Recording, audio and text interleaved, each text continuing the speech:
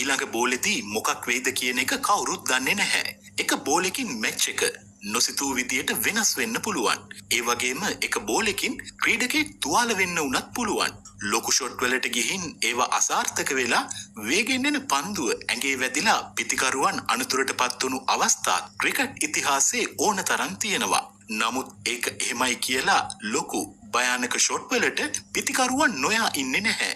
පිතිකරුවන්ගේ එවැනි භයානක ෂොට්ස් ප්‍රේක්ෂකයින්ගේ අමන්දානන්දයටත් හේතුවක්. ඉතින් යාළුවනේ අද මේ වීඩියෝවෙන් අපි ඔයාලට පෙන්වන්න යන්නේ ක්‍රිකට් ඉතිහාසයේ සිදුවුණු එවැනි භයානකම ෂොට්ස් 10යි. ඒ වගේම විශේෂයෙන්ම කියන්න ඕනේ අද මේ ලිස්ට් එකේ අපේ ශ්‍රී ලාංකික ක්‍රීඩකයින් දෙපළක්ම ඉන්නවා. කොහොම වුණත් ගෙවුණු වසර කිහිපය ශ්‍රී ලංකා අපේ කණ්ඩායමට නම් ඒ තරම් හොඳ කාලයක් උනේ නැහැ. ඒත් අපේ අලුත් තරුණ ක්‍රීඩා අමාත්‍යවරයා අපේ ක්‍රිකට් නැවත නගා සිටවන්න උපරිම දායකත්වයක් දෙයි කියන එක අපිට විශ්වාසයි. නාමල් රාජපක්ෂ අමාත්‍යතුමනි අපි ඔබට සුබ පතනවා. හොඳයි. එහෙමනම් අපි අපේ වීඩියෝව පට රිවර්ස් ස්වීප්. මේ ෂොට් එකේ හැම දෙයකටම වඩා වැදගත්ම දේ වෙන මොකුත් නෙවෙයි. බැට්ස්මන්ගේ ටයිමින් එක.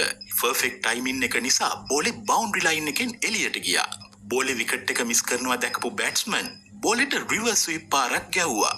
බෝලෙත් ගොඩක් ස්පීඩ් එකෙන් ආවා. බැට්ස්මනුත් ෂොට් එකකට සූදානම් වෙමිනුයි හිටියේ. ඒත් ඊට කලින් බෝලේ ඇවිල්ලා ඉවරයි. බැට්ස්මන් හිතන්නේ නැතිව ෂොට් එක ගැහුවා. බෝලේ කෙලින්ම බවුන්ඩරි ලයින් එකට මෙහායින් වැටිලා එළියට ගියා. ෂොට් එක දැකපු හැමෝම පුදුම වුණා. ඒ වෙලාවේ පිතිකරුගේ ටයිමින් පොඩ්ඩක් හරි එහා මෙහා වුණා නම් ඒ බෝලේ පිතිකරුට දරුණු අත්දැකීමක් වෙන්න තිබ්බා. Number 9 Mohammed ෂෙහ්ෂාඩ්ස් Big Six. ඇෆ්ගනිස්තාන් ක්‍රීඩක Mohammed ෂෙහ්ෂාඩ් තමන්ගේ අර්ධ ශතකයේ ඉදිරියේ හිටියේ. පන්දු යවන්නත් ගොඩක් ස්පීඩ් එකෙන් බෝලේ දැම්මා. බෝලේ කොයිතරම් ස්පීඩ් එකෙන් ආවද කිව්වොත් ෂෙහ්ෂාඩ්ත් හොල්මන් වුණා. බෝලෙන් බේරෙන්න කරන්න දෙයක් තිබුණේ නැති තැන හිටපු විදියටම ඉඳන් බෝලේ දිහා බලන්නේ නැතිව පාරක් ගැහුවා. ගහපු ෂොට් එක කොච්චර සැරට වැදුනද කිව්වොත් බෝලේ කෙලින්ම ගිහින් වැටුනේ 6 සීමාවෙනුත් එහායිනුයි. බෝලේ දිහා බලන්නේ නැතිව ෂෙහ්ෂාඩ් ගහපු ඒ ෂොට් එක හැමෝම පුදුම කළා. ඒ 6 පාරත් එක්ක ඔහුගේ අර්ධ ශතකය සම්පූර්ණ කළා. Number 8 helicopter shot. මේ ෂොට් එක දැක්කට පස්සේ සමහර විට ඔයාට ඉන්දියානු ක්‍රීඩක ධෝනිව මතක් වෙන්න පුළුවන්. මොකද හෙලිකොප්ටර් ෂොට් එක ධෝනිගේ ෂොට් එකක්. ඒ ධෝනිගේ ස්ටයිල් එකෙන් මේ ෂොට් එක ගැහුවේ නේපාල ක්‍රීඩකයෙක්. බෝලේ එනවත් එක්කම ඉස්සරහට පැනලා වේගවත් හෙලිකොප්ටර් ෂොට් එකක් ගැහුවා. උඩ ගිය බෝලේ වැටුනේ 6 සීමාවෙනුත් එහා පැත්තේ. Number 7 Dhoni's helicopter shot.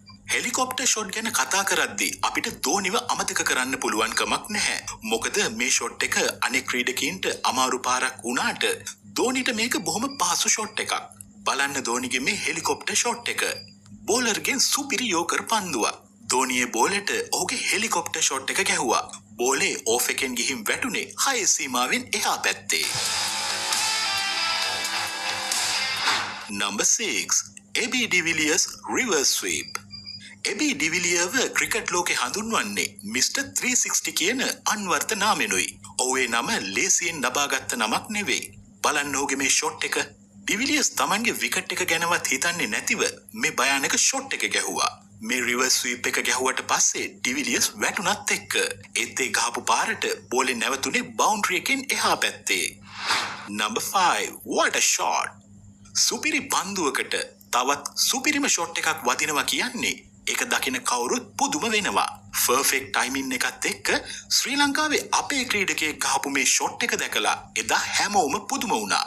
මොකද ඒ වෙද්දි ක්‍රිකට් වලට මේක අලුත්ම ෂොට් එකක් වුණා. ඔහුගේ මේ ෂොට් එකට බෝලේ ගිහින් වැටුනේ 6 සීමාවෙන් එහා පැත්තේ. යාළුවනේ මේ අපූර්ව ෂොට් එක තවමත් ඔයාලගේ මතකයේ තියෙනවා නම් මේ අපේ ක්‍රීඩකයා කවුද කියලා කමෙන්ට් කරන්න.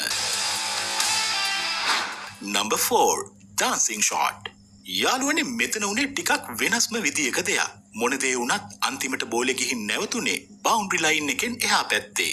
මේ ක්‍රීඩකයා බෝලගේ අවධානය බිඳින්න මේ විදියට උඩ පැන බැට් එක හැමේ හරව නටන්න ගත්තා. බැට්ස්මන්ගේ මේ ක්‍රියාව දැක දැකම බෝලරුත් බෝලේ දැම්මා. බැට්ස්මන් ඒ බෝලෙට ස්වීප් ෂොට් එකක් ගැහුවා.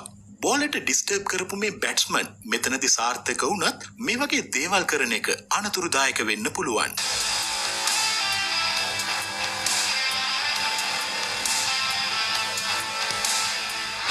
Number 3. Deal scoop. Tilakaratne Dilshan අපේ රටේ බිහිවුණු විශිෂ්ට ක්‍රීඩකයෙක්. ඉතින් අපේ දිල්ෂාන්ගේ අපර්කට් ෂොට් එක එහෙම නැත්තම් ඩීල් ස්කූප් නමින් අපි කොයි කවුරුත් දන්න ලෝක ප්‍රසිද්ධ ෂොට් එක ගැන අමුතුවෙන් කියන්න අවශ්‍ය නැහැ. මේ පොසිෂන් එකට ගිහින් මේ විදියට ෂොට් එකක් ගහන එක ඇත්තටම ගොඩක් අමාරු වැඩක්. ඒ වගේම අනතුරුදායක ක්‍රියාවක්. ඒත් යාළුවනේ මේ තමයි අපේ දිල්ෂාන්. ඔහුට ඒක ඒ තරම් අමාරු වැඩක් නෙවෙයි. බලන්න මේ ෂොට් එක. මේ වේගවත් පන්දුවට දිල්ෂාන් ඔහුගේ අපර්කට් ෂොට් එක ගහනවා. බෝලේ විකට් එකට පිටිපස්සෙන් ගිහින් වැටෙන්නේ 6 සීමාවෙනුත් එහායිනුයි. දිල්ෂාන්ගේ මේ ෂොට් එක වළක්වන්න බෝලර්ට තියා කිසිම ෆීල්ඩර් කෙනෙක්ට අවස්ථාවක් නැහැ. එදා දිල්ෂාන්ගේ මේ ෂොට් එක හැමෝගෙම හදවත්වල රැඳුණා.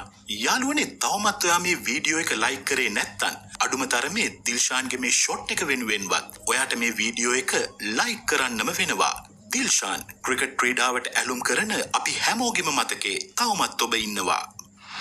Number 2. David Warner switch hit. David Warner switch hit shots ගාන කෙනෙක් විදියට ප්‍රසිද්ධ ක්‍රීඩකයෙක්. මේ ෂොට් එකට යන්න බෝලර් බෝලි දැම්මට පස්සේ බැට්ස්මන් ඔහුගේ පොසිෂන් එක මාරු කරලා ෂොට් එක ගහනවා. මේ ෂොට් එක ගහන එක ගොඩක් අවදානම් ක්‍රියාවක්. මොකද පොසිෂන් එක මාරු කරන අතරේ බෝලේ ඇවිත් ඇඟේ කොහේ හරි වදින්නත් පුළුවන්. ඒ වුණාට මේ වගේ ෂොට් එකක් ගහනවා දකින්න එක ප්‍රේක්ෂක අපිට විනෝදජනකයි. ඩේවිඩ් වෝනර්ගේ මේ ෂොට් එක බලන්න. තමන්ගේ සයිඩ් එක මාරු කරලා ඔහු ඒ බෝලෙට මැක්ස්වෙල්ස් ස්විච් හිට්. මැක්ස්වෙල්ගේ මේ ස්විච් හිට් ෂොට් එක අනෙක් ස්විච් හිට් ෂොට්ස් වගේම තමයි. මේ මැච් එකේ ආරම්භක පිතිකරු විදියට මැක්ස්වෙල් ආවේ. ඔහු තමන්ගේ පළමු බෝලෙටම රිස්ක් එකක් අරගෙන ස්විච් හිට් ෂොට් එකක් ගැහුවා. උඩින් ගිය බෝලේ වැටුනේ 6 සීමාවට එහායිනුයි. ඕපනින් එන ඕනම ක්‍රීඩකයෙක් තමන් මුහුණ දෙන පළමු බෝලෙට එක රන් එකක්වත් ගන්න බය වෙද්දී මැක්ස්වෙල් මේ මැච් එකේ පළමු බෝලෙටම මේ වගේ අවදානමක් අරගෙන තමන්ගේ පැත්ත මාරු කරලා ස්විච් හිට් ෂොට් එකකින් 6 පාරක් ගහපු නිසායි ඔහු අද අපේ ලිස්ට් එකේ පළවෙනි තැන ඉන්නේ.